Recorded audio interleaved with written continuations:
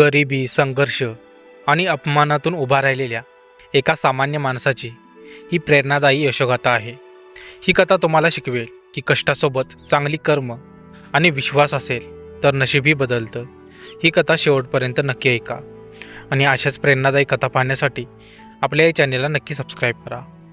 गरिबी, जिथे स्वप्न पाहणंसुद्धा लक्झरी असतं, आणि नशीब, जे काही लोकांवर उशिरा हसतं पण जेव्हा हसतं तेव्हा आयुष्य बदलून टाकतं. ही कथा आहे रमेश पाटील नावाच्या एका सामान्य माणसाची, जो फक्त कष्टामुळे नाही तर चांगल्या कर्मामुळे आणि दैवामुळे यशस्वी झाला. रमेश एका लहानशा गावात राहत होता. मातीचं घर, गळकट छप्पर आणि दिवसाला 2 वेळचं जेवणसुद्धा नक्की नाही.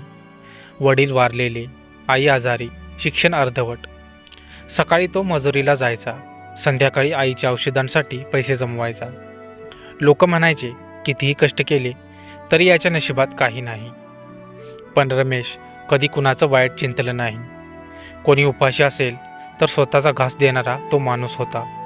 एक दिवस गावाजवळच्या रस्त्यावर रमेशला एक वृद्ध बाबा बेशुद्ध पडलेले दिसले. लोक बघत होते पण कोणी पुढे येत नव्हतं. रमेशने काम सोडलं.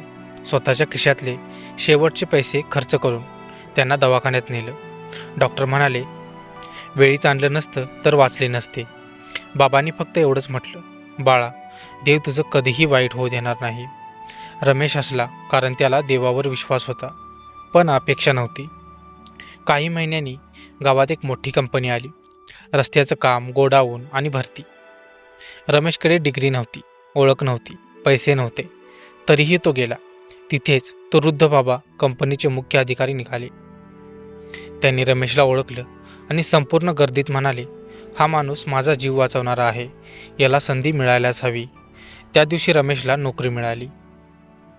नोकरी छोटी होती, पगार कमी होता, पण प्रामाणिकपणा मोठा होता. हळूहळू प्रमोशन, विश्वास, जबाबदारी हे सगळं वाढलं. आज रमेश स्वतःचं पक्कं घर बांधतो, आईचं उपचार पूर्ण करतो, गावात इतर गरीब मुलांना देखील मदत करतो. तो आज श्रीमंत आहे, पण पैशाने नाही, माणुसकीने. नशीब अचानक बदलत नाही, ते चांगल्या कर्माची वाट पाहत असतं.